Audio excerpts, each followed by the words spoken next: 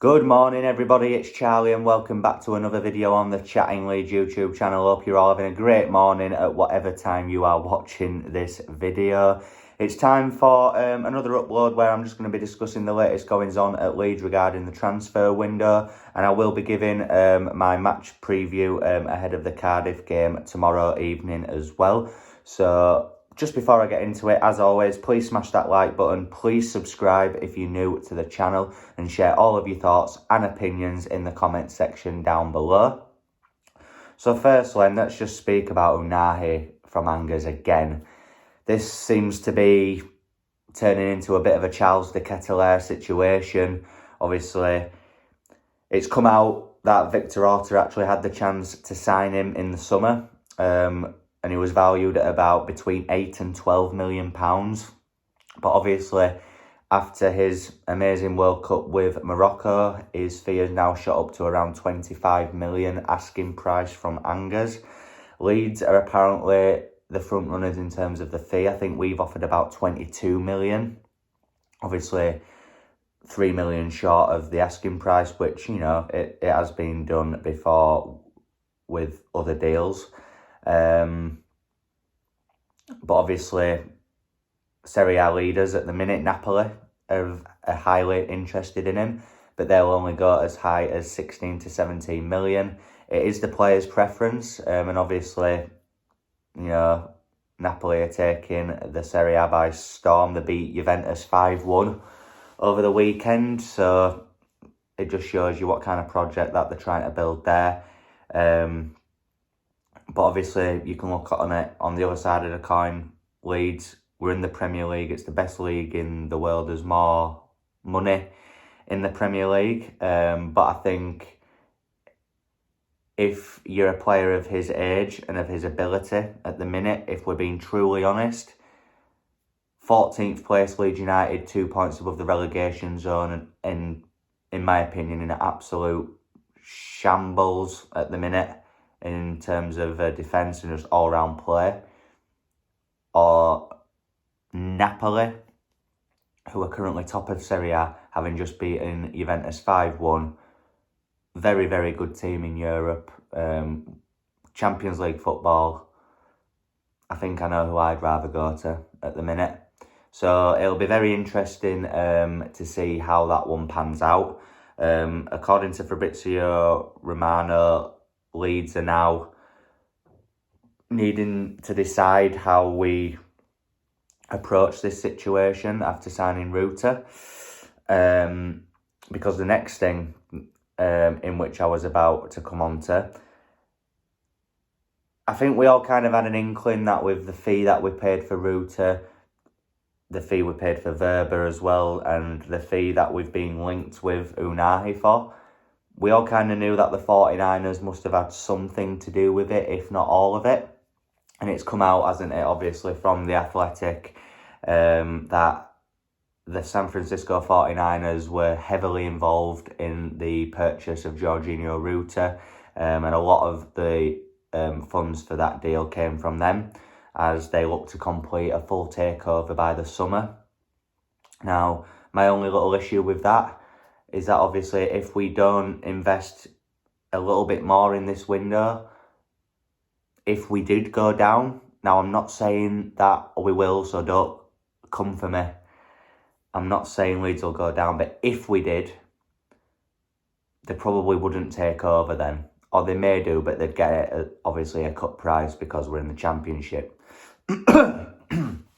So, yeah, an interesting one. Obviously, it is good to see that the 49ers are finally starting to open up the wallets. And look, as soon as we were being linked for players that were more than 15 million, I kind of had an inkling that it were the 49ers, or at least the 49ers and Rads combined. I think Radrazan is struggling to fund Leeds United at the minute, which is why I think the 49ers have kind of been roped in to help out, and why they're obviously having a look at a full takeover in the summer as well, which is very exciting, so keep your eyes peeled on that as well. And finally, just regarding transfer news as well, we have been linked with young Club Brugge goalkeeper Sen Lamans, I think that's how you... I've completely messed up that name, I know I have, but it's just how it's written. To me, I'll be honest, don't profess to know a lot about him, but obviously the main factor of this deal is that it looks like Christopher Clarkson could be leaving Leeds in this window. So obviously if we do lose him, it'd make sense to go out and get another young goalkeeper, wouldn't it? Because his deal at Club Bruges expires in the summer, and he has followed Leeds United on Instagram, so that's usually a little tell, isn't it? And there's another bit of news as well about outgoings, which I have just forgotten. Joe Gellart is apparently, according to the Yorkshire Evening Post, in talks with Blackburn over going there on loan until the end of the season. I think it makes perfect sense for Joffrey to go out and get some good minutes in a competitive, hard league.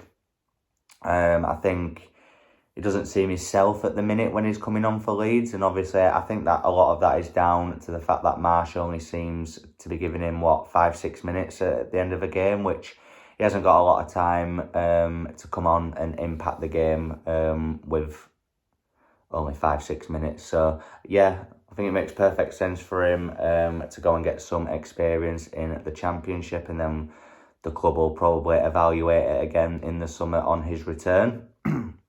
So that's it for the transfer stuff now. We'll get into the brief match preview ahead of Cardiff. Now, he simply needs to win this game. It's as simple as that.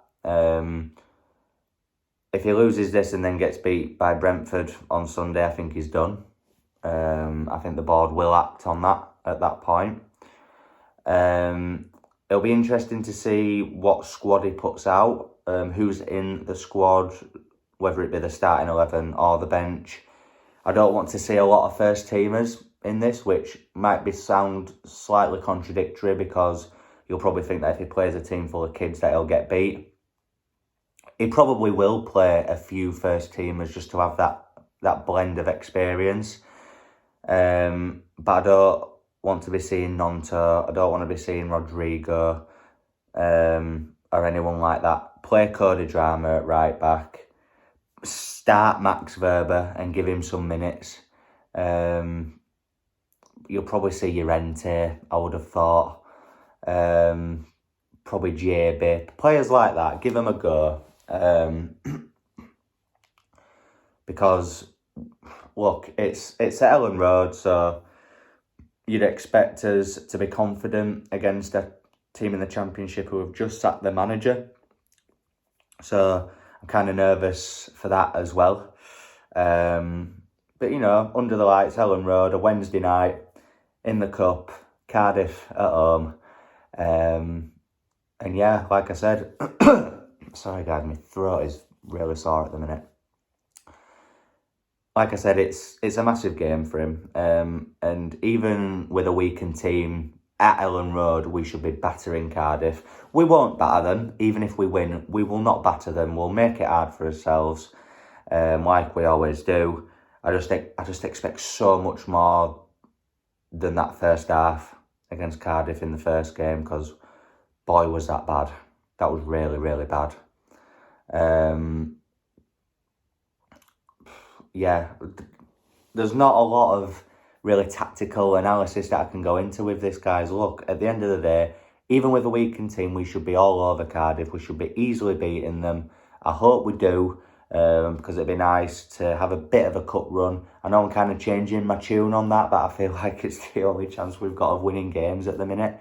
It just shows you I'm going to it tomorrow, and I'm even not 100% convinced that we'll win it. I think it's got penalties written all over it as well. I've kind of got a mixture of ways of how I think it'll go. I think we're quite capable of dominating them and beating them quite easily.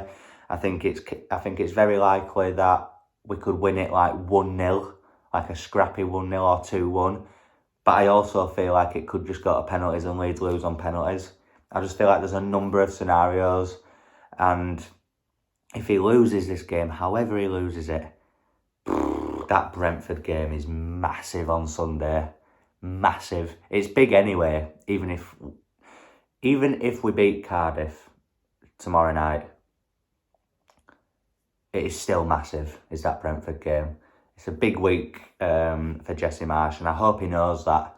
I hope the stuff that he says in interviews he doesn't actually believe, because if he does, then he's absolutely delusional. So yeah, score prediction, I'll go... I'm going to stick my neck out on the line and say that it will not go to penalties. I think there'll be a winner in 90 minutes, whoever wins.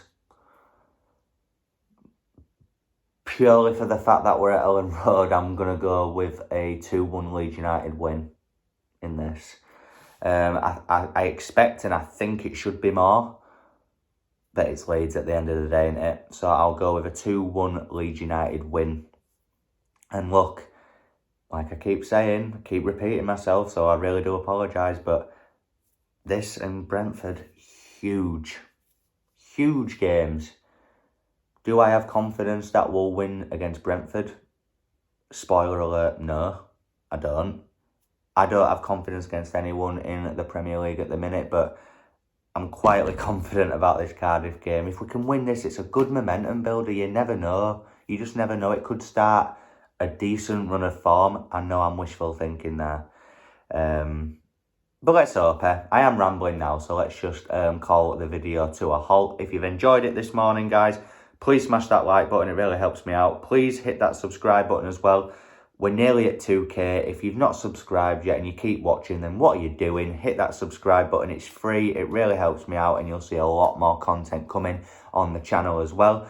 And share all of your thoughts and opinions in the comment section down below. I would have done my match preview tonight, but it is my mother's birthday today, so I'll be going to see her after work later on.